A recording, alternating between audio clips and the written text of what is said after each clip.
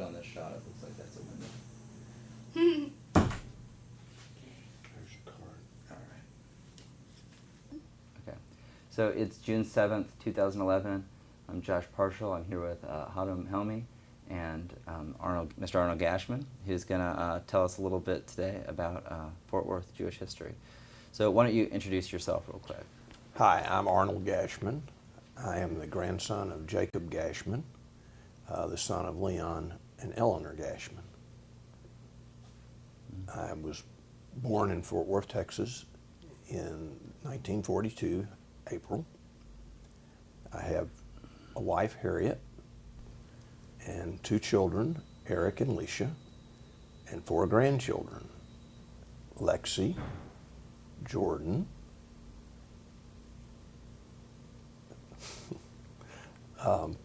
Ben, and Gabrielle. Great. So who were your first family members to arrive in Fort Worth? On my dad's side, the first family member was Jacob Jack Gashman, and he arrived somewhere in about 1908, although we're not exactly sure. He jumped ship from a black gang, which was what stroked coal in the old boilers of these ships, with no money, could not speak the language, and really had very minimal clothes because he'd lost most of it at sea. And he went to the local temple, which was run by, I believe, a Rabbi Levi, who was kind of a helpful person in getting immigrants, even illegal immigrants, settled and placed. And they gave him some clothes. They helped him to begin to put together a place that he could go work. Interestingly, they told him that the place he would be employed was in Waco. Of course, he didn't know Waco. He was from the Ukraine and Russia, from a little town called Zhytomyr. So, believe it or not, he struck out walking to Waco from Galveston. He gets to Waco, and not speaking the language, he tries to find the local temple. And he does, and speaking in some dialects, some Yiddish, some Russian, I'm sure, he's able to understand that, unfortunately, the job that he thought was in Waco is actually in Fort Worth. So he makes a deal with some local people that run a cartage business to help load some supplies on in an old wagon, and they went from Waco to Fort Worth by wagon, which was a lot better. And he gets to Fort Worth, and the business that he's trying to locate is actually a company called North Texas Steel. It was run by the Shamblins, and it was in conjunction with another business here called Texas Steel, which was manufacturing steel products and foundry materials. So his early job was loading rail cars with a wheelbarrow by hand, and he explained how he would survive not having much money, eating watermelons and black bread. That was pretty much his diet. And he was taken in by a family. The daughter of this family was very helpful, and they helped him to learn to read better. He had I guess, what would be equivalent like an elementary education, but he couldn't, of course, read English, and they got him a Bible and started practicing with that Bible and teaching him how to talk and to do things. He's always had a little accent, but I think they must have done a marvelous job, because later on he could communicate very well, he figured very well, and he could write pretty well.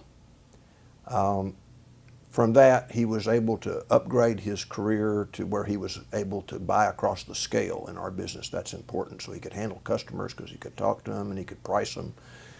That led to him being able to go out on his own.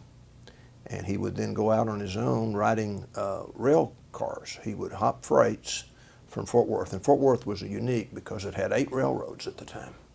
And so he would take one of these arteries to a location and buy a metal and ship it back to the railway station.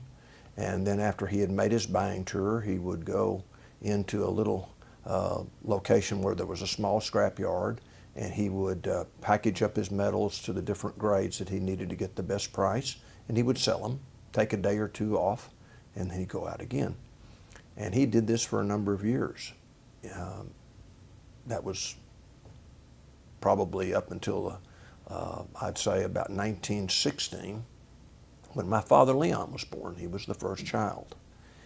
He was, at that time, Pop had married Edith Zhytomyr, and Edith came over also from Russia.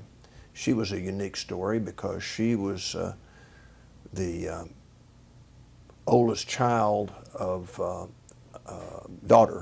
oldest daughter of a number of men and brothers and sisters, and she got stuck in Marseille, France, with 4 of her brothers and 1 sister because one of them had pink eye, and she had to spend almost 6 months there by herself, and she was 12 years old, taking care of all these kids. So that was an amazing story in itself.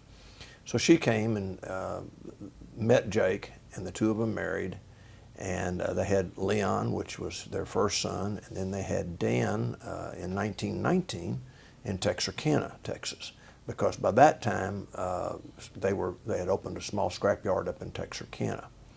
They moved back shortly thereafter in the 20s, and my granddad actually went out during that period of time, maybe a little before, a little after, I'm not quite sure of the dates. He said that he kind of took an extended time in a wagon in Ranger, Texas, because this is where there was a big oil boom. And so he was out there buying scrap and selling used parts and stuff, and was always very entrepreneurial about how to make a buck in that market. Came back here and opened a small yard on the square in downtown Fort Worth, not far from the courthouse. And at that location, he met many of the pioneer families of Fort Worth because they all had retail businesses of different kinds. Those friendships extend on even to today. In about 1925, maybe 26, he and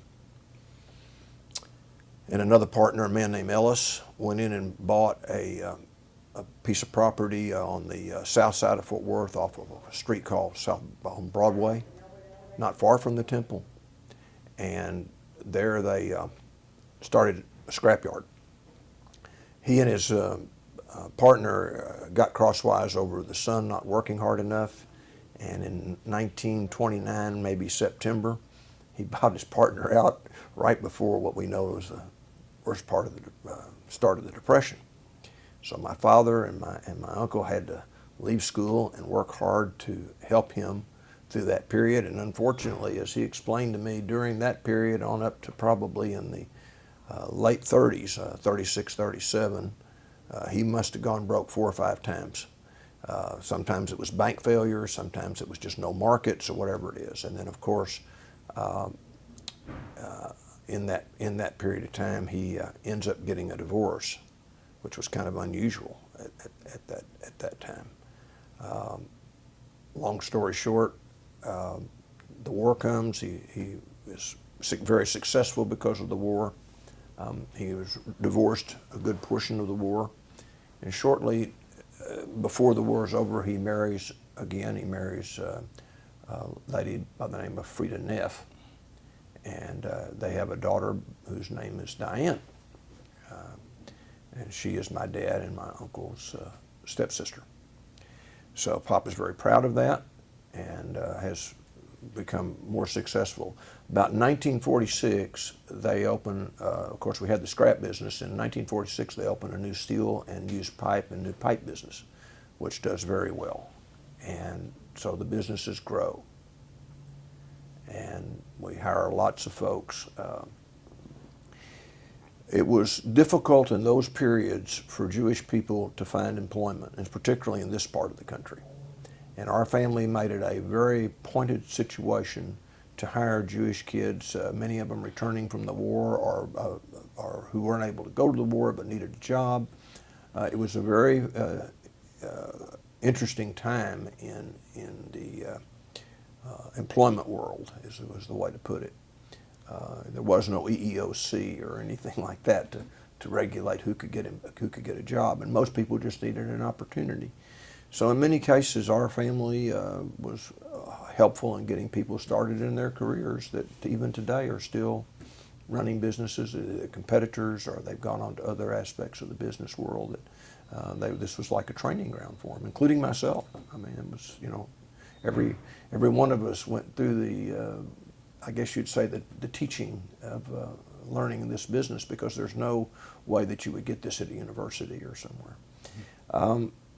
At the same time, Dan and Leon, my uncles, pretty much took over the steel business. My grandfather was a very strong-willed person, and he and the boys each had different personalities. Some of that may have been because of the divorce. Some of that may have been because of just the personalities of being a survivor from the old days, and he was very careful about how he did things. At the same time, on my mother's side, we had a family that comes from Baltimore. My mother's side of the family would be considered German or Prussian, I guess you could say, heritage. And my uncle would be my grandfather's brother-in-law. Convinced my grandmother and grandfather to come here from Baltimore. And the initial reason was that he had gotten the distributorship for a General Tire company. Now, this is before there were many automobiles, but this was a good market for tractors, evidently, and some of the other things that you could use, rubber tires, and so they came down. Ironically, they did very, very well, and he ends up selling the business and moving to California with his wife, but leaving my grandfather and grandmother and my mother and my uncle here. And my grandfather takes in two partners. One of them, a gentleman who is, to this day, his grandson is still my attorney, and that was the name of U.M. Simon. And U.M. Simon and my grandfather and a fellow by the name of Mr. Moore ran a candy company called Martha Washington Candies. It was a very famous company. It was a franchise. They had a number of locations across Texas. And it was significant because, again, they hired a lot of people who couldn't get jobs. My grandfather really always tried to hire the handicapped. And it was very interesting. It was a fairly labor-intensive business, making candies and making ice cream. But many of these people were people who had severe disabilities, but they always managed to work it out. And as Henry would say, also, UM always saw that certain people who may not be able to get a job somewhere else could get a job there. So they had this same continuity on both families, that the companies were able to employ Jewish people or people who were disabled. The candy business went on and was successful to the 50s. The 49 flood, in fact, took it out. There was a big flood in 49 in Fort Worth. It ruined all their boxes and a lot of their supplies, no insurance. My grandfather had to close the business, and he ended up never going back into the business. He managed to live a good life, but he moved in with my mother and dad. My grandparents lived with my mother and dad from the early 50s. So I was raised by both my mother and dad and my grandparents on my mother's side. My grandparents on my mother's side, when they had their own home, were Orthodox and kosher. My grandparents on my father's side were not kosher, but they would not eat pork, and they pretty much stayed away from most of the things that would be offensive to someone on a dietary restriction.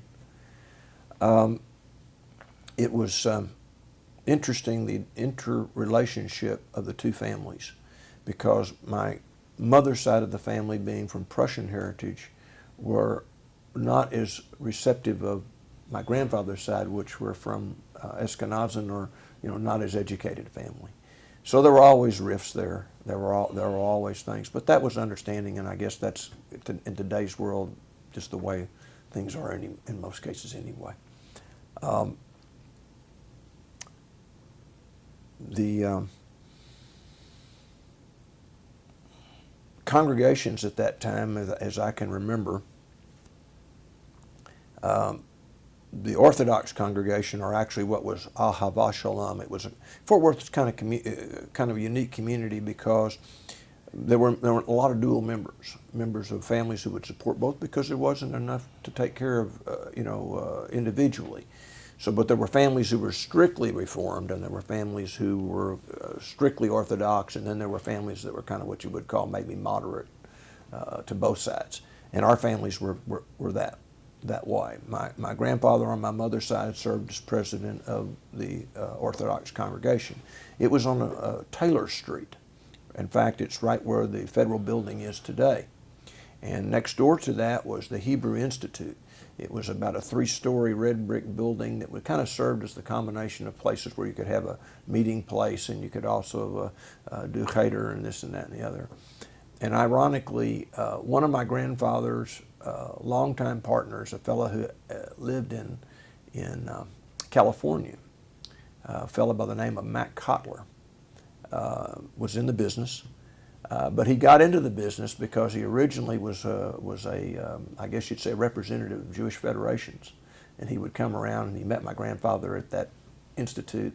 They became friends, and they all, over the many years, were close. And it's just, it just shows you how Jewish culture can be effective across the whole country.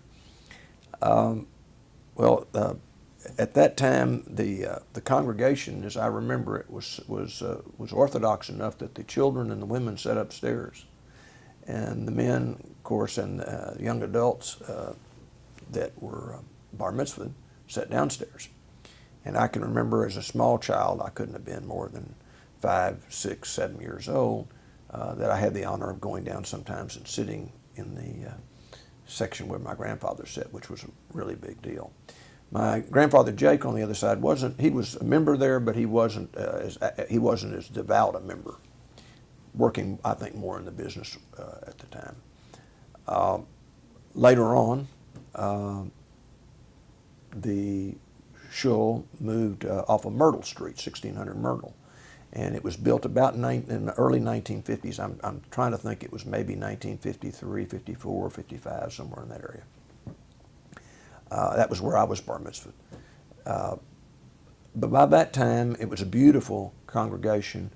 It had moderated a little bit. It wasn't as Orthodox. People could sit together. It was becoming, more moderate in its belief. The temple, on the other hand, was on 308 Broadway, as I remember, or somewhere close to that. It was right next to the Broadway Baptist Church. And that was significant because in the early 40s, I'm going to say,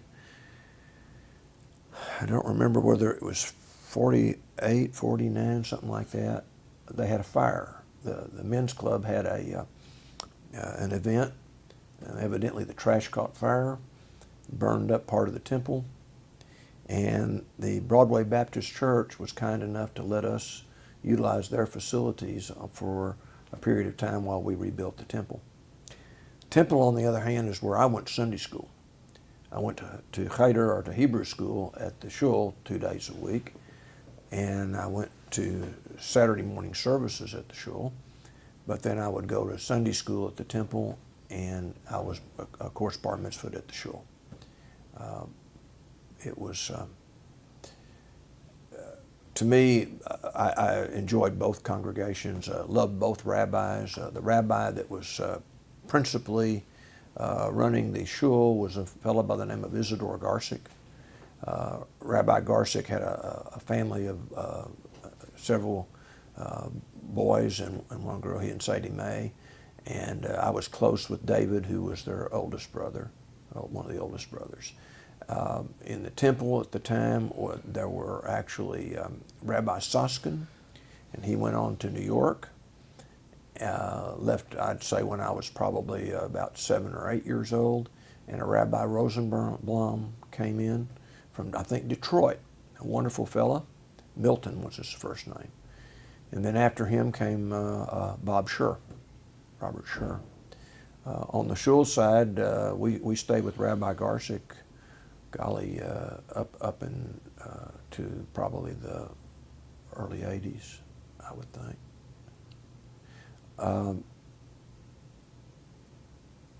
there was a rabbi who taught me at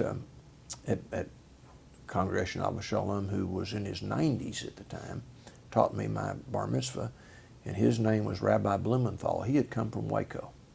A wonderful man and a great influence on my life. I was privileged enough to really be provoked by him in terms of understanding a lot of the important parts of Jewish history. Tell me more about him. Well, I think he was probably a scholar, but he was, my experience with going to Hebrew school was that it was pretty rowdy. We cut up a lot and didn't get a lot accomplished until you really got to that last year and you were under the pressure, and then you kind of went in and memorized a lot of things, is what a lot of people did in those days. Not like it is today. I think it's a much better education today, by the way. But Rabbi Blumenthal took the time to step back and really teach, I think, more of the beauty of the religion, and to try to explain a lot of the parts of why a person is committed to their religion. It was a very beautiful time, and I have to say my grandfather Klotzman enhanced that, because he was a scholar and well respected by Rabbi Garsick and Rabbi Blumenthal. So I think maybe there might have been some relationship there, because they would always kind of be talking about some issues in the Bible or some issues with the holidays, and so I think he was trying to maybe plant the seeds of some of the importances of the religion. My grandfather Klotzman did a great job of teaching me a lot about Judaism, and it stuck. And Rabbi Blumenthal, I think, enhanced that, and so did Rabbi Garsick. I had the greatest respect for them, as I did for the rabbis at the temple too. Rabbis at the temple was interesting in that period of time. Also, something that was relevant. Rabbi Bob Schur, when he came here, was probably my first experience with standing up for civil rights. And Rabbi Schur actually marched downtown in I guess you could call it the demonstration or parade, whatever you want to call it, for Martin Luther King. And that was a big deal in Fort Worth.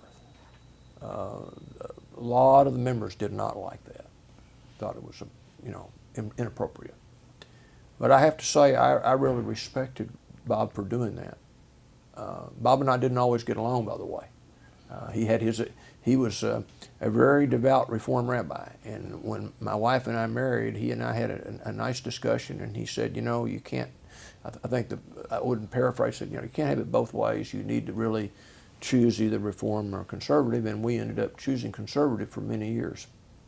So Harriet and I loved the temple, and my wife was devoted to the temple, but at the same time we had we spent most of our early years in the shul. Want to pause for a second? Yeah. Okay. Yeah. Okay. And my Lillian had two children. My mother, Eleanor Zelda Gashman. Mm-hmm. Well, it was actually Klotzman at the time. That's Klotzman. She married my dad, of course, Leon. And then there was Alan Morris Klotzman. And Alan was her younger brother. And Alan was a great guy. He was one of my heroes, a Navy pilot in World War II, red-headed Jewish fella, and with freckles. And that was kind of unique in the world. And he went to A&M, and when he went to A&M, he had to leave before he graduated because of the war. But I think, as I remember the story, his roommate was from maybe Louisiana or southern Texas, and had this real character-type accent, kind of a Cajun-type accent. So my uncle evidently adopted this accent the whole time of his life. He had kind of a real southern accent, so it was really funny when he was overseas and stuff. Nobody ever expected him to be Jewish or to have, because of his red hair and all. So it was kind of funny. But he was a character and a great guy. Great guy. Do you have memories of Rabbi Soskin? Can you tell us a little about him? Do I remember anything about him? Mm-hmm. I do. my mom and dad were close to Rabbi Soskin, and I can remember that when he left Fort Worth, he went to somewhere in New York, and I don't know which borough it is. I don't know whether it was, I'm for some reason I'm wanting to say it was maybe the Bronx, but I wouldn't swear to that.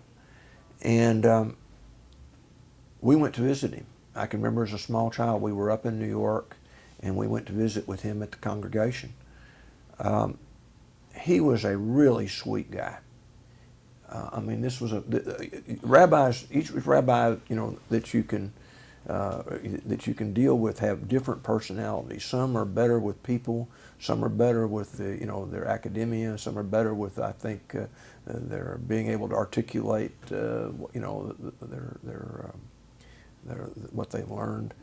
But Rabbi Soskin was a people person, and particularly with kids. And I can remember going through on Wednesday nights, we used to have like a Torah study, a Bible study, and I would be there. I was maybe 5, 6 years old, but it was mostly adults. There were a number of friends of my grandparents, Klotzman, by the way, because he would be at the temple on Wednesday, he'd be at the shul on Saturday. So we would go with my mother and dad and my grandfather and grandmother Klotzman, and we would sit there and learn. And Rabbi Soskin was, of course, kind of the leader of a lot of that. And there were a lot of nice families that were also, I guess you'd say, leaders in Fort Worth. Two couples that kind of jump out at that period of time were Dr. Teeter and Jeanette Teeter. He was a dentist, lovely people, and she sang in the choir. So I used to, a lot of times on Friday night, go up with her and sit and listen to the choir in the old synagogue or the old temple on Broadway. The choir loft was over the ark, and you went upstairs in the Sunday school area and you went into a little room and you kind of sat there. And so a lot of times on Friday night, because I didn't want to go to sleep, I'd go up there because I was young, and they would kind of keep me entertained while all this was going on. But you learned a lot of songs that way, and it was beautiful. So I remember them quite well. And I'm trying to think. There was another couple of couples that I knew in those times. The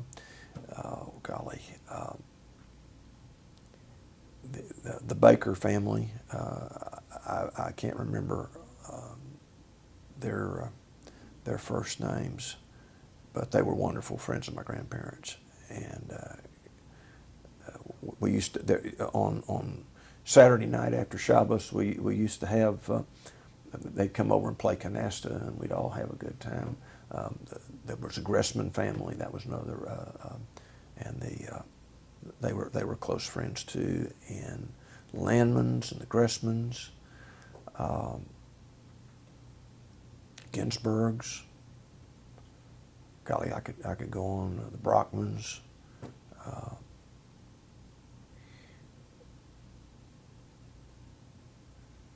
There was my grandmother Lillian belonged to something that was unique in Fort Worth, I think. It was called the Wednesday Club. The Wednesday Club was formed, I guess, probably to help with the war effort.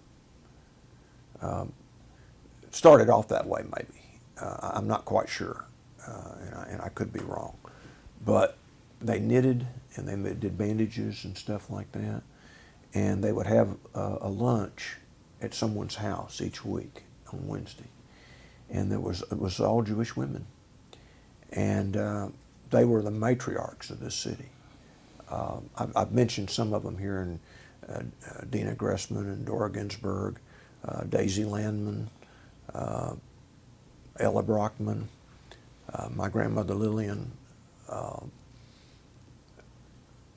Sophie Miller, another wonderful person. So you're talking about the Wednesday Club? Yeah.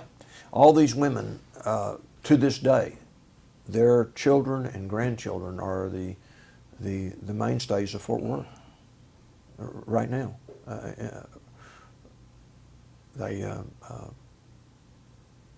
Rosenthal. I'm trying to think.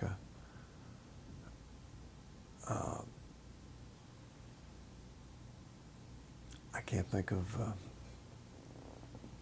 which Rosenthal is. Ben Rosenthal's family, but I can't remember Mrs. Rosenthal's name. But there was just they were a wonderful group of women, and I can remember my mother, because my grandmother came to live with us many times. That club was at our house, and of course, me being there, I got to know most of them, and they were all great cooks. they were all good at what they did, and many of them were very talented at knitting and doing different types of artwork. Lovely people, and they talked. I think I wouldn't call it gossip. They didn't really gossip. They really talked about the issues of the times, which was good. There is a picture that is of all that Wednesday club, and so that's relevant. I think Hollis actually showed us that picture. Yeah, Hollis has that. Right.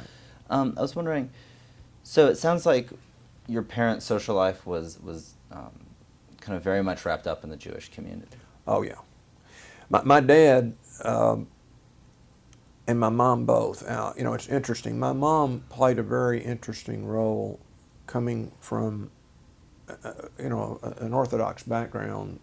She became Reformed pretty quick.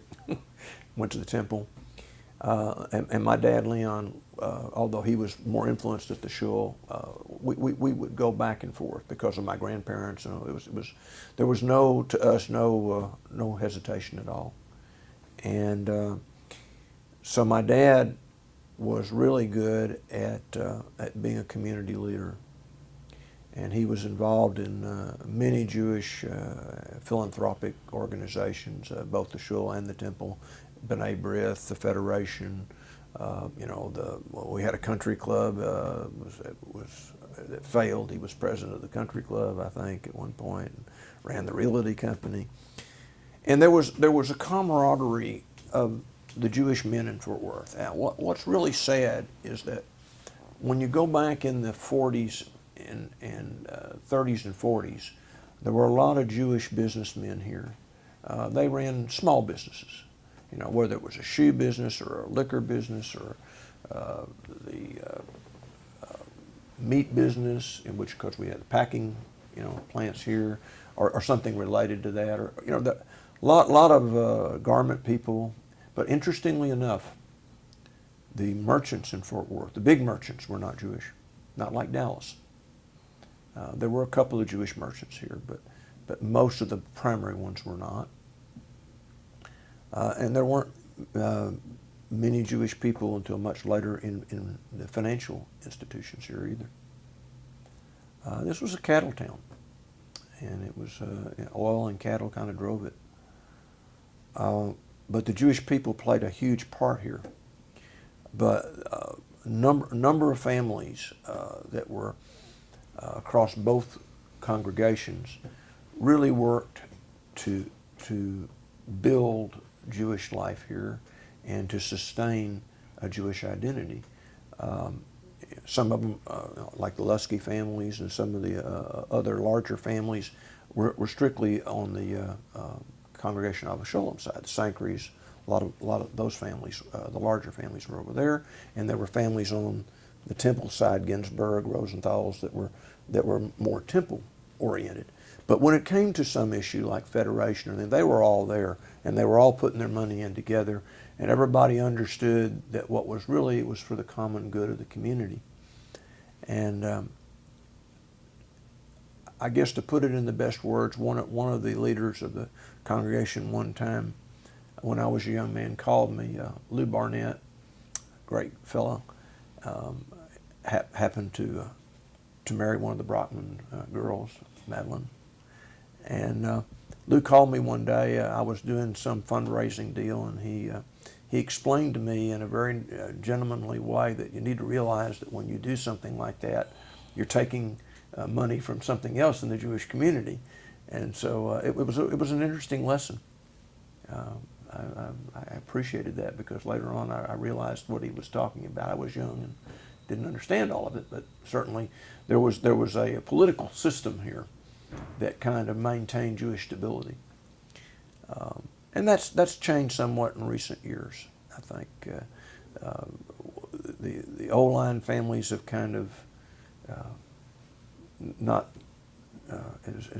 I don't say they're not as involved. There's not as much of that political. There's more dispersing going on, and a lot of that I think occurred because unfortunately a lot of the Jewish families sold their businesses or lost their businesses in the period from the 40s up through the 80s. So today there aren't as many families that are in a position to do a lot of the things that they could do back in those days. Let's talk a little about your experiences kind of in your own life. Can you tell us a little bit about growing up in Fort Worth and going to school here? Sure. First of all, I think Fort Worth was unique in comparison to some of the other larger cities like Houston and Dallas and such, in that we had a very, very small Jewish community. And most of my non-Jewish friends had little understanding or little concern about my religion. If anything, they learned it from others or asked questions about it. And in my early days, of course, obviously, I had great friends within the Sunday schools and the Hebrew schools and all, and that followed all the way up through college, pledging a Jewish fraternity. But in my own personal life, I also had a lot of friends not in the Jewish community and from school and from other experiences in the community. When we got to college age, and that was really one of my first experiences then I really, again, was kind of naive, I guess. We were rushed to be members of a Jewish fraternity, and I just thought you just needed to be a member of a fraternity. And I didn't have any idea that there was this preferential rush at the time down at the University of Texas, and actually was asked to go through 2 rushes. And someone had to explain to me that wasn't exactly right. At the time, Fort Worth was predominantly a Sami town, and the year that we went, there were a number of young men that pledged what was then Phi Sigma Delta, and I became a pledge down there. Several others of us from Fort Worth did, and unfortunately, I didn't make my grades that year, along with a couple of other people, and so we came back to. In fact, one of those people I'll mention was Tommy Taylor, Sal Taylor's son. And Tommy and I and a couple of others came back. I think Dick Greenman was already here. And we went to TCU and got our degrees out of TCU. And that was an interesting experience too, because in those days, there wasn't many fraternities at TCU or sororities, certainly no Jewish fraternity or sorority. So the Jewish kids kind of hung together around the student center. We did pledge, several of us, Matt Cohn and myself, we pledged a fraternity at TCU that was Delta Sigma Pi, the business fraternity, and had great social life through that. But I guess one of the more profound things that happened was at TCU after I came back from Texas. That time they required you to take 2 semesters of religion. Well, I went to the dean of the school, Bright School at that time, was named Noel Keith, someone that I knew. His son and I were friends, and I went into Dr. Keith and I said, Dr. Keith, I don't want to take religion because it's having to deal with the New Testament. And I don't think that's necessary for me. I have a good background in Jewish religion already. And he kind of smiled, and he said to me something that was that really changed my life. He said, he says, I can respect that. He said, but let me ask you, do you realize that the world is not just Jewish? that there's a world of people out there that are Christian, different faiths. It would be smart for an educated person to understand something about their religion and their beliefs. Well, he kind of almost pulled a rabbinic, I guess you'd say jiu-jitsu on you, judo. And sure enough, I took both courses, and from that, I got a great appreciation and an understanding of religions, and it led to my being involved in issues of religious tolerance through many years, what was first the National Conference of Christians and Jews, later the National Conference of Community and Justice, and now a specifically oriented organization in Fort Worth, since those organizations aren't in existence here anymore, Multicultural Alliance. That also led to me being involved in an organization that was dealing with discrimination during the 70s, which was pretty hot. And that was the Human Relations Commission, a Fort Worth City Commission, which dealt with all of the issues of employment and discrimination. And I was really one of the, Karen Simon, Henry's Junior's wife, was one of the first chairmen, and then I was one of the first male Jewish chairman of that commission. And it was an interesting period of time in Fort Worth, and there were not many Jewish people representing on city commissions. There was another lady also active at that time, and who from another wonderful family in Fort Worth, and that was Louise Appleman. Her husband Gordon, a leader here in Fort Worth, and her father-in-law Frank Appleman, a very prominent lawyer and member of the temple, supporter of the temple. So, you can see some of the similarities here of Jewish community reaching out into the public community at a time when it was very important to help bring what we call civil justice in our society. Let's, where are we on this tape? 42 minutes. Okay, so we got 20 minutes on this tape. It's about 9 now. What time do you think you need to? I need to leave here about 20 minutes to 10. Okay, okay. So let's keep going. Let's actually rewind a little bit. Talk a little about maybe about your specific experiences in school. Okay. All right. I can do that. All right.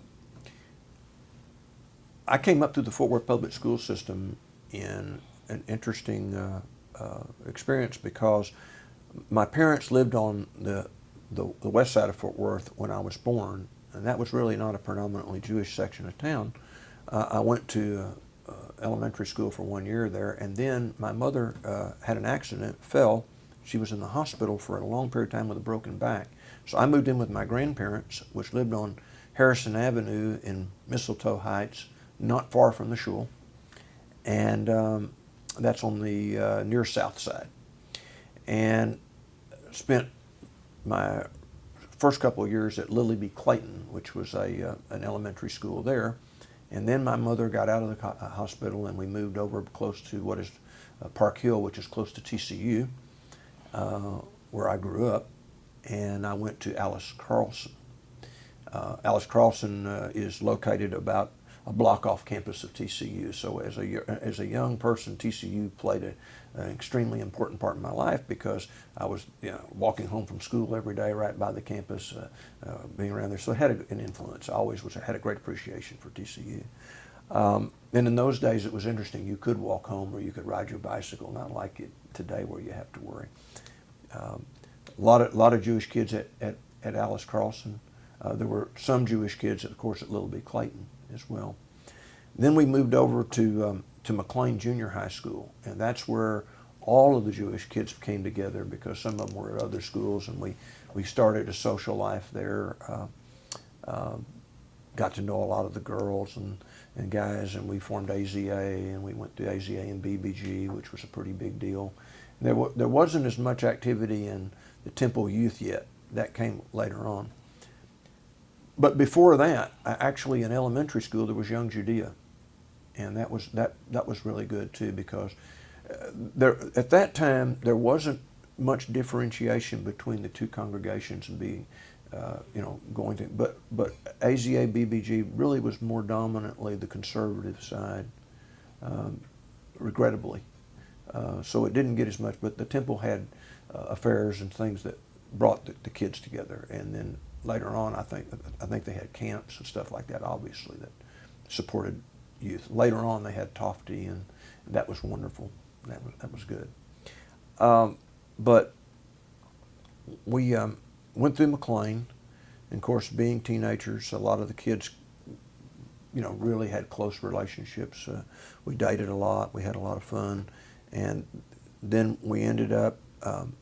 I ended up in my sophomore year, before going to Paschal, I went away to military school for a year, and that was an interesting part of my life. My parents couldn't believe, as an only child, that I wanted to go to military school. It was a big deal, and it was in St. Petersburg, Florida, quite a ways away. It was naval military school, kind of following after my uncle's involvement as a naval aviator. I wanted to go to Annapolis, and I went down there and was really committed to it. Now, that was a very interesting thing too, and this is probably something that would be important in this. My mother and dad made reservations for me to, and then we went down to go to school.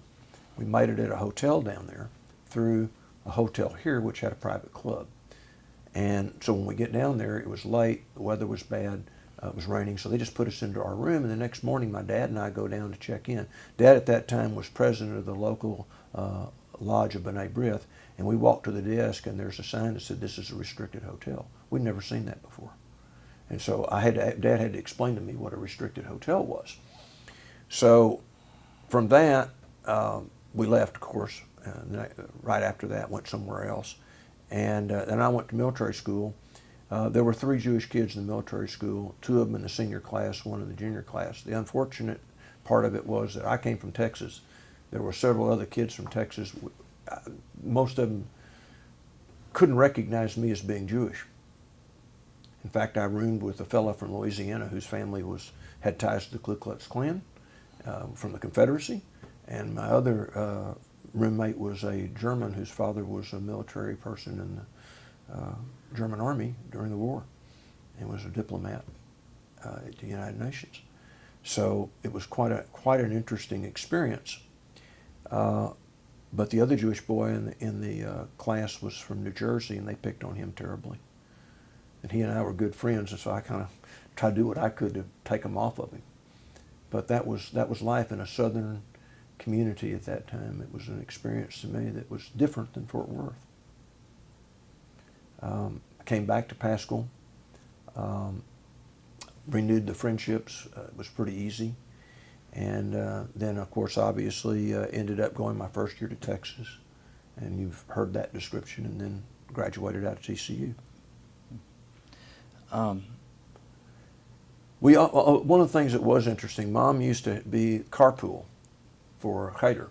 That was another thing. And we had, from the 5th grade, 4th and 5th grades, there would be a number of kids. Morty Levinson would be one, Janet Feld, I don't know where she is now, but I think maybe Houston. Myself, Harry Balin, from time to time some other kids that she would take to Hebrew school every day, and then somebody else would like carpool back and forth. I do remember one other incident at Cheder that was kind of an interesting one. We have the joint today is a Joint Reserve Base. In those days, it was Carswell Air Force Base, and one of the officers at Carswell was a Colonel Grenadier, and his son was Alan. They came from somewhere in the east, and he went to Cheder. And not being from here at first, it was we kind of fought because he was a Yankee and I was from the South, But that after we had a wrestling match, I guess you could say, we respected each other. He was a good guy, and that was an interesting experience too. And I guess that was some of the interesting parts about Fort Worth Jewish community at that time. There weren't a lot of people coming from other parts of to Fort Worth. but that has changed as time's gone on. And I think really one of the biggest incidents of that, of course, was as the small Jewish businesses went out, larger businesses came in, they recruited people. The one that stands most vivid in my mind was Charles Tandy's group. Charles Tandy went to school with my dad and was a good friend of his, and he explained to Dad some interesting things about his belief in making Fort Worth a big city, and that one of those things was that you couldn't discriminate, that you had to be able to be open to all people. And I thought that was a very exciting and important thing, and I think that's demonstrated because his culture of his business is that way. The leaders of the business, John Roach, who was his CEO and chairman for many years, carries that same belief. And interestingly enough, John's wife and I went all through school together, Jean Roach. Let's see. Well, let's talk about your adult life. Coming into this business, and also, meeting your wife, getting married, and children, that sort of thing. Well, the getting married part's a cute story. My brother-in-law Bart, Harriet's younger brother, was at Texas, so he was in the fraternity, and we needed to swap cars because he needed a double date with his sister.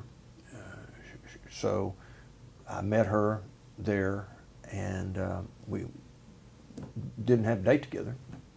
So the next year I'm at TCU. TCU is going to play LSU in Baton Rouge. So I go down there because a friend of mine, now Dr. Ronnie Marks, friends of the Myerson family here in Fort Worth, he had come to town to stay with Brutus and Bernice. He said, "Now you and Matt Cohn got to come down because we're going to have a party down at LSU, and you need to come down." He was EBT, so we go down. Mac and I, of course, we're not affiliated with any fraternity at that time. We go down there, and while we're there, we find out that Harriet Mincher, which is Bart's sister, is there.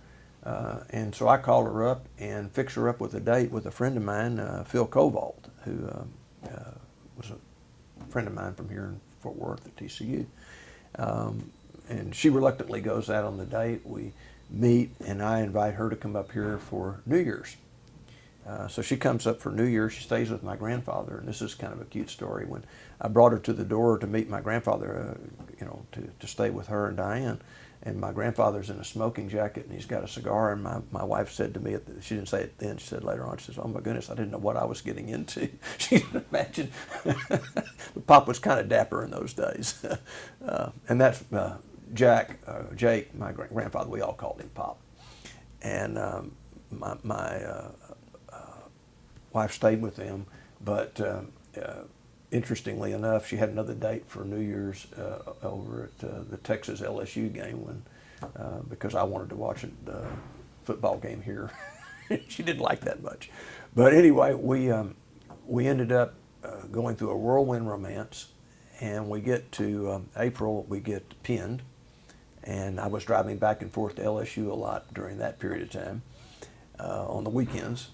And then in June, we get engaged. And when we get engaged over in Shreveport is where my wife's family, the Mincher family, was from. Across the street neighbors were there were Hashi and Saul Abramsons. And so we tell them we're going to get married in December, and they plead with us not to because they're in the jewelry business. And their jewelry business was called United. It was part of a syndicate that was from Fort Worth, a lot of family Jewish relationships. So they prevailed on us. We got married in August instead. And I can remember it was like yesterday. We had it at the temple in Shreveport.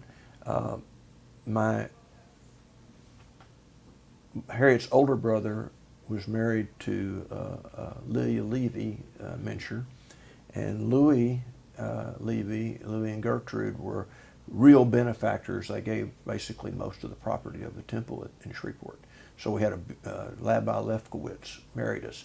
And I can remember vividly telling Rabbi Lefkowitz, Rabbi, I definitely am proud to be married here, but you got 30 minutes. After 30 minutes, I'm out of here. So he managed to get it under the 30-minute ceremony. And Harriet and I married in 1963, and we moved back to Fort Worth, and I was still in school. I was in TCU. I was working, going to night school at TCU, and then went to summer school and worked here in the business. In those days, we had the steel business and the scrap business, and I was doing mostly steel business while I was working at the going to TCU, because it had more was more flexible to be able to do that because of the administrative side. Taking a business career, I could learn accounting. I could do a lot of the posting and sales and stuff. And my mentor was a fellow by the name of Ed Myerson. Ed was our sales manager. He and Hal Myerson was vice president. They were two Cracker Jack salesmen. They taught me an amazing amount of the business. And my Uncle Dan was another great salesman. The three of them gave me a background in the new steel business that to this day I use. And all of the philosophies and I guess you'd say a lot of the culture I learned from them, and I really respected them for that. I didn't always agree with them, but I expected it from them.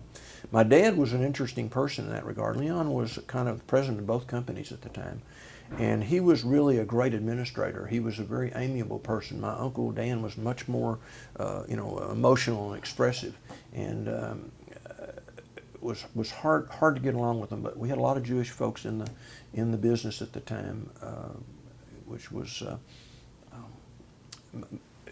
the cultural differences. It was a tug of war a lot of times between them, emotions and egos that got in the way. Dad was the peacemaker, and it was very interesting. He did a great job of it. I came to work with my grandfather, which was unique when I got out of college. I didn't want to be with my uncle and my dad. That would be difficult. My grandfather was a very difficult guy, and I tell this story very clearly. I went in to see him one day, and he said two things are important. He said, number one, you don't get a haircut on company time. And number two, you won't play golf because you don't have enough time to play golf if you're doing your job right. And his philosophy was you went to work at 7 in the morning and you got off when you got off. And there was no time. And to his thinking, if you were there at 11 o'clock at night, it'd be fine with him. Now, we didn't quite do that, but I can remember most of the time it was 7 to 7. And we built the business. The scrap business was not a big business like steel business was at the time. And we got to a point in time when steel business was going through a really rough time. In the early 80s, we had to close that business. And the families split up. I ended up buying the business from the families. My dad became my partner. And each of the families went their separate ways. They went to Houston, my brother-in-law and sister-in-law. That was an interesting part I failed to tell you. My dad's stepsister, Diane, married my wife's brother, Bart, the middle brother, the younger brother.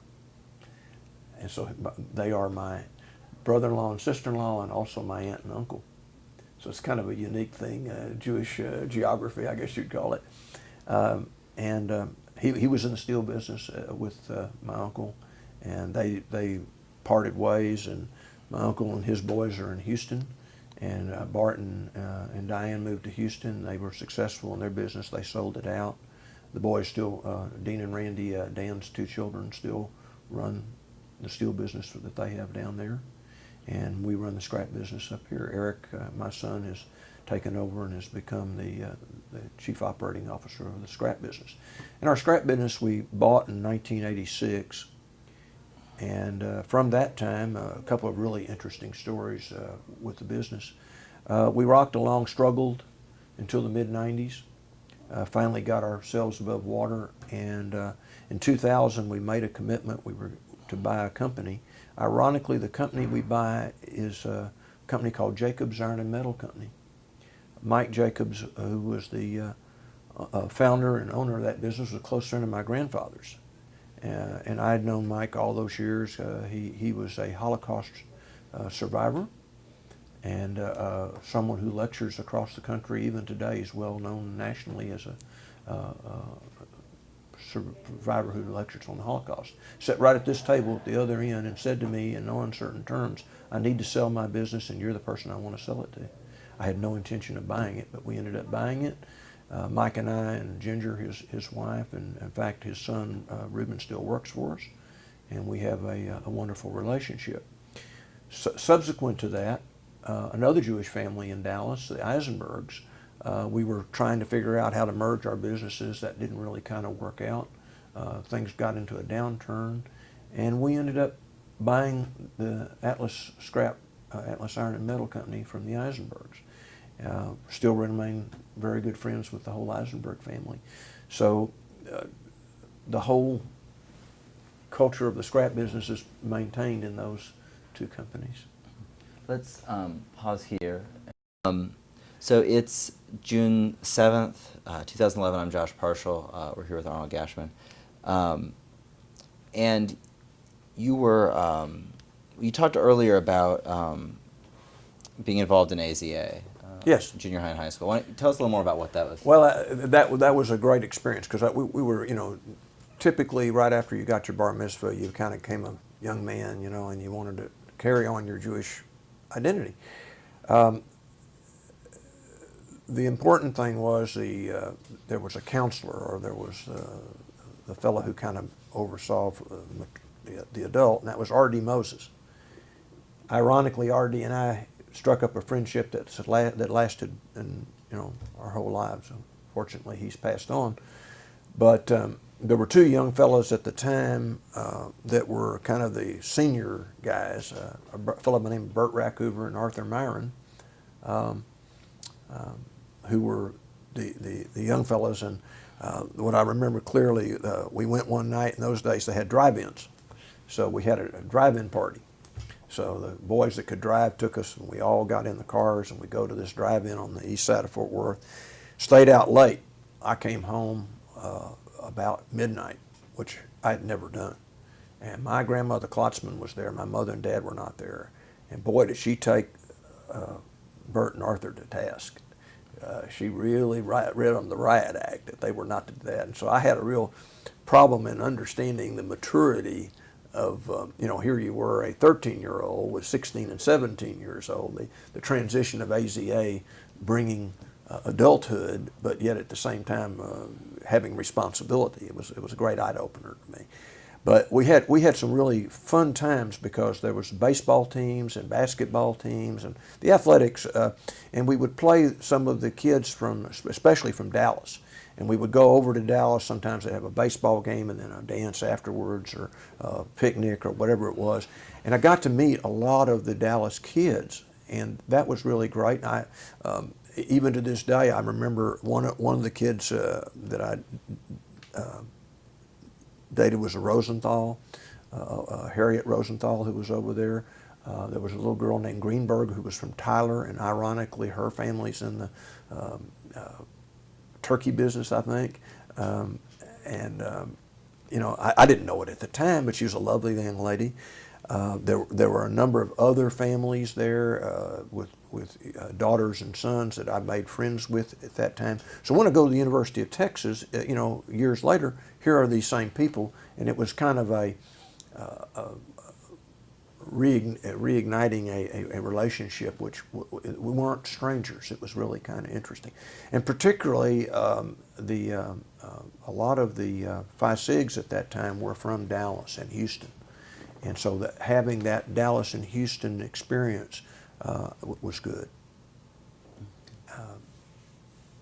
Now, for the dances, tell me about how the dances would work. What was it, live band and? No. Well, occasionally there were some bands, but I think probably they would use records, or jukebox, or occasionally there was. The nicer parties, yeah. But I'm talking about like when we went to a baseball thing or something. They would have a dance, and yes, they would have bands. And that would, but then you'd get dressed up, and and typically, if I remember it, the boys were on one side and the girls were on one side, and it was very difficult to get everybody together and do it. And then later on, though, I can remember that we had the spin the bottle. That was a fun time.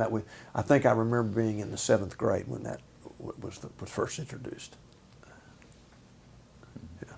And that was at a It was I think it was an AZA or BBG party, or maybe it was just a birthday party. I really don't remember, but I remember a lot of the kids. It was mostly Jewish kids were there. Yeah. In terms of your parents, did they worry about you? Let me remember one more thing. Mm-hmm. I remember also that we had a beau. We had the AZA and BBG and beau and a sweetheart. We always had that dance, and what was nice about it is that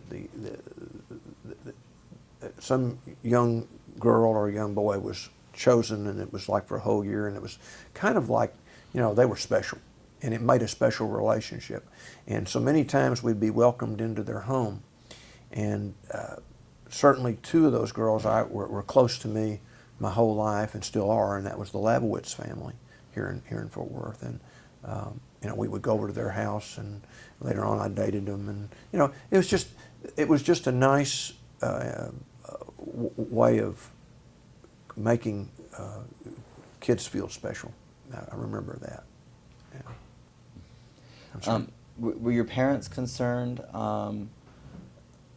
that you spent a lot of time with Jewish kids, or that you date Jewish girls? Well, it's funny. I spent more time without the Jewish kids than I did with. My parents, and quite frankly, for a number of my girlfriends were not Jewish. And I had Jewish girlfriends and non-Jewish girlfriends. And I was serious about one girl, I guess, when I went off to college as a freshman. And she's remained a wonderful friend of mine all my life. In fact, I knew her husband. He's since passed away. But, that was the good thing about, I guess, Fort Worth, is that friends were friends. People are real here. And so, it's a great relationship to have that, whether it's Jewish or non-Jewish. And I would say right now, I probably have as many non-Jewish friends as I have Jewish friends. And I don't think of them from a religious standpoint. I think of them because of the value of that friendship. It means a great deal to me. That's probably, I'd say, that's one thing my granddad said, and it goes back, my granddad Pop, when we were talking earlier about him going broke 5 times, or 4 times, he said, money, it's here today, it's gone tomorrow kind of thing, but friends are forever. And the way he got back on his feet was through his friends. And so when others went through these adversities in life, whether they be Jewish or non-Jewish, he would always try to help people. And I think that kind of has translated. I know my dad did that. My son does that. I've tried to do that. That's just, my daughter definitely, my wife, we believe that's the right thing to do, to be helpful to people and to look at it as a part of your religion. It is your religion. Being able to help others is probably one of the key things of our religion. Let's talk about your kids a little bit. Okay, that's easy. yeah, go for it. Well, I have a son, Iric, and of course a daughter, Alicia Deanne, Iric Joel. Iric is a product, both of my kids born and raised in Fort Worth.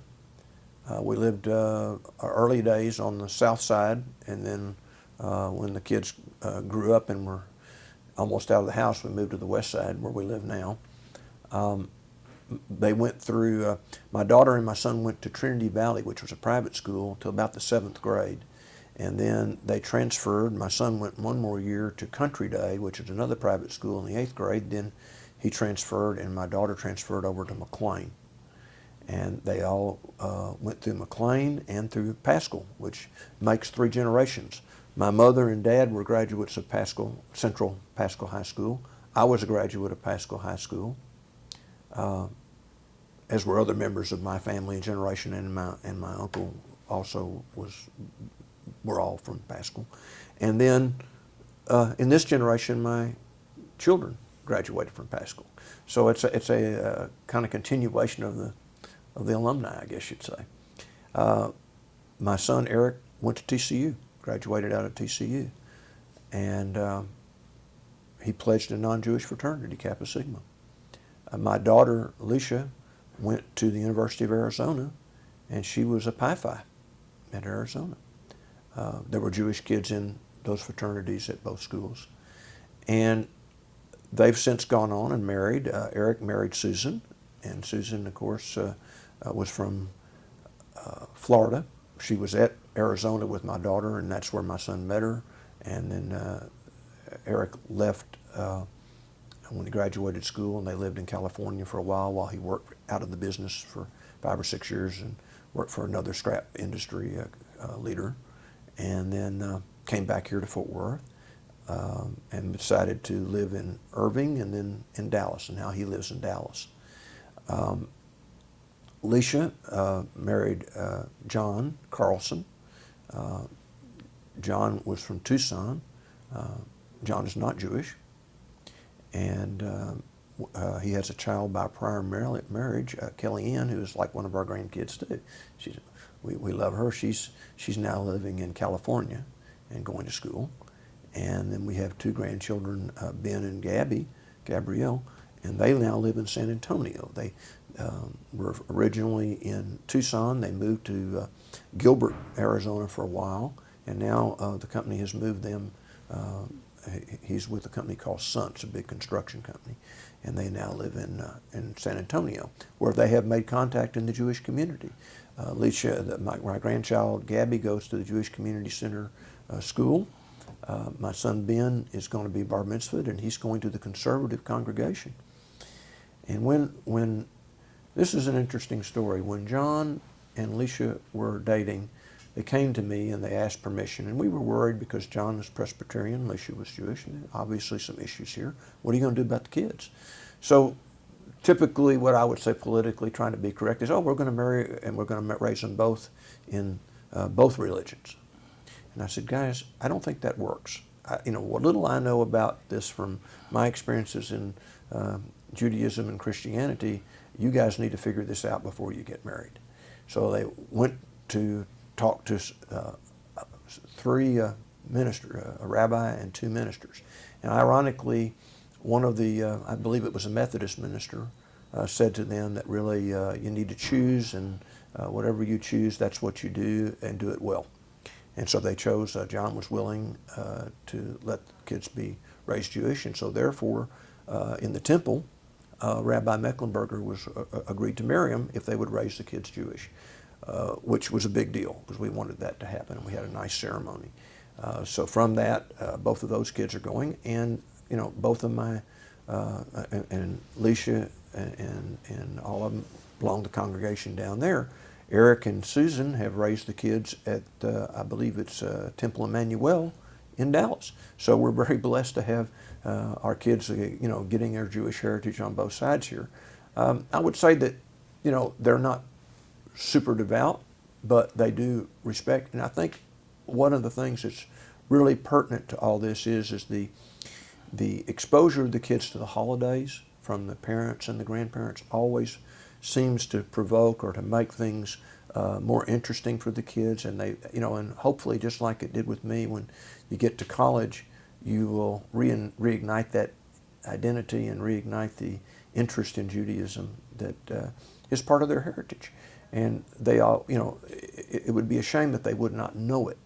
They should at least know it. Whether they choose to follow it or not is their decision, but they should know it. Just like, interestingly, Dr. Keith said to me about you should know Christianity because you're not an educated person unless you do. And from that, I had to learn other religions as well. I would hope my kids would find that in their resources at some time. Mm-hmm. What years were your kids born? Hmm? What years were your children born? Iric was born March 15th. So no, excuse me, March 17th, St. Patrick's Day, 1967. And Alicia was born May 22nd, 1969. Okay.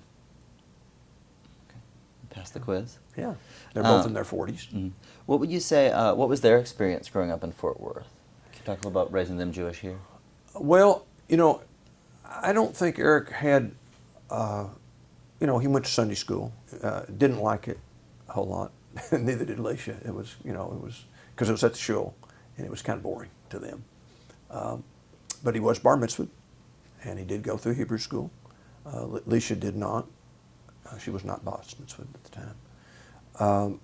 But, they got a good smattering of Jewish religion, and they had some Jewish friends, and still do. On the other hand, Iric had a lot of non-Jewish friends, and Leisha has a lot of non-Jewish friends. Now, interestingly enough, as time has gone on, and they're now in Dallas and in San Antonio, again, they've got Jewish friends and non-Jewish friends, and I think they tend to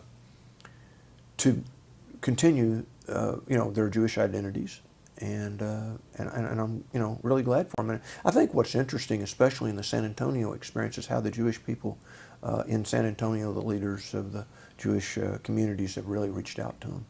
I'm really gratified by that. That's a huge plus for San Antonio. Dallas is so big that I think that it's almost overwhelming. But they have, Iric being in Fort Worth certainly has a lot of contact with Jewish people from that relationship, so he's maintained it. And I think the kids, the grandkids, are doing the same thing. You talked about your kids being brought up in the shul. How has practice at the shul changed over time? If you go back to what I said earlier about bringing in people from other parts of the country here as transitioning, transient people, the culture has changed. Where we were two congregations not divided, so to speak, although I will say that certain rabbis had different feelings about it. Rabbi Sher was, as you heard me say earlier, was very reformed oriented. I think Rabbi Mecklenburger does not have that attitude at all. But it led to divisions in the kids' exposures. Some of it maybe congregants also supported on both sides. But in the recent years, a number of the families, one particular family I know, Elaine and Alan Schuster, dear friends of ours who were on the shul side, led a group of people, the Coopermans as well, to try to mitigate that, to bring back a whole Jewish community here.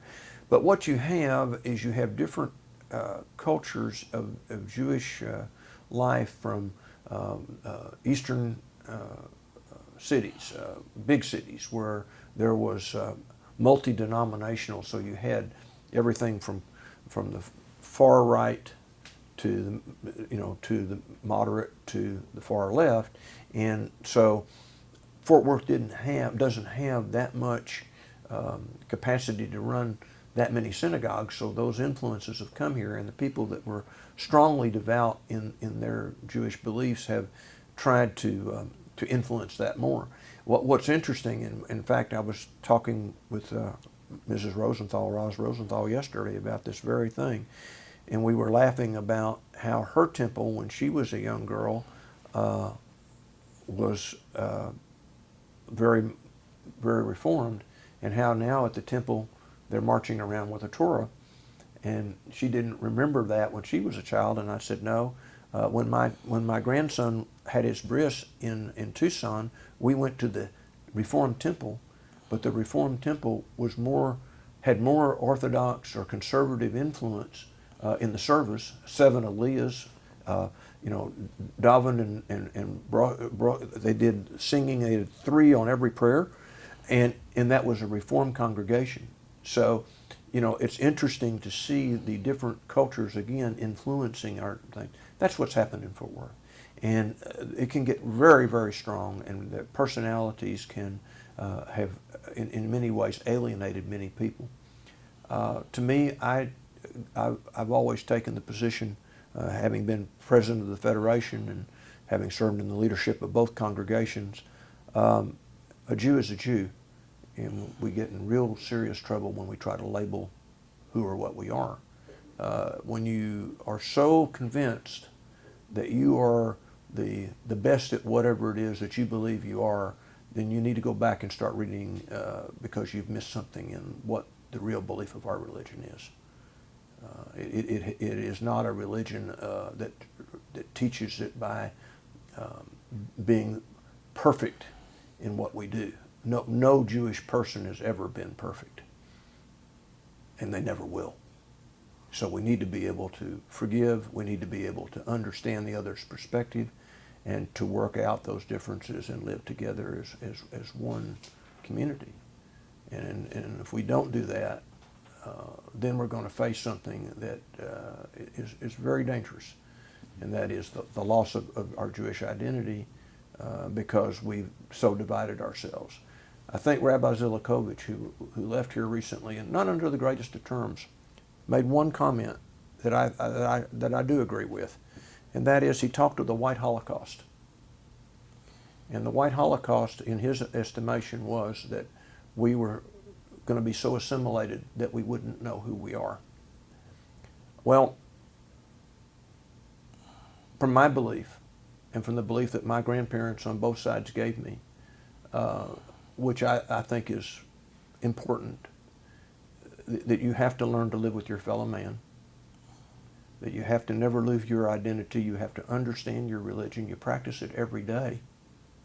And if you can set an example of what it is to be a Jew, living morally and ethically and responsibly, and what I said earlier, giving and helping others, I'm not worried about what happens when I go to the judgment. That's what it's all about. And I hope that's what others in my family will find to be the most valuable thing. It isn't what you have, it's what you do. Okay. Okay? It is right now 20 minutes to I'm 10. right on. Should Yeah. we go ahead and stop? Yeah, we're Well, gonna that have was to a do it. nice sentiment to end it on. No, thank you.